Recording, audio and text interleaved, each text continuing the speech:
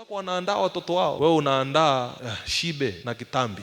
My friend, utakutana na kitu kigumu kwenye maisha yako. Bwana Yesu asifiwe. Huwa na maono, huwa na mpango, huwa na kusudi. Haitoshi bila kujiandaa. Lazima uwe na maono, uwe na mpango, lakini ujiandae juu ya hilo kusudi la kiungu kwenye maisha yako. Bwana Yesu asifiwe. Nasema mwalimu, unaongea kitu gani? Kumbuke Yesu alijiandaa miaka 30, miaka 29 anajiandaa tu. Unamwona anakutana na watu, anajifunza, hatuoni tena ameenda wapi, unakuja kumuona anaibuka na miaka 30 ndo anaanza huduma. Moses, kwa maana ya mtumishi wa Mungu huyu nabii, miaka 40 jangwani anaandaliwa. Daudi aliandaliwa kwa kupitia kuchunga, kuinda na kupiga kinubi kule porini, zaidi ya miaka 30. Wewe unafikiri vitu vinatokea? No, lazima ujiandae. Bwana Yesu asifiwe.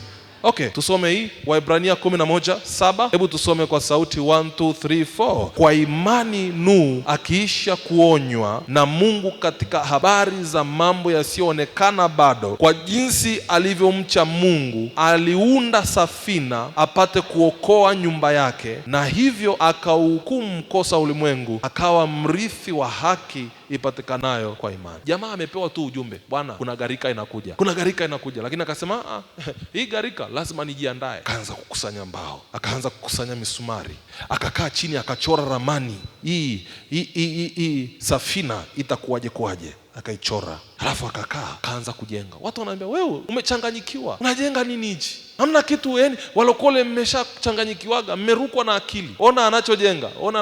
Jamaa anajiandaa. Dada yangu, jiandae. Naongea na mabinti hapa, hujaolewa, unataka kuja kuolewa na uwe na familia nzuri, jiandae kuwa mama mzuri baadaye. Ni kaka unataka kuoa, jiandae kuwa na maandalizi. Eneo lolote lile, ni biashara, jiandae. Bahati nzuri huku duniani hamna jipi.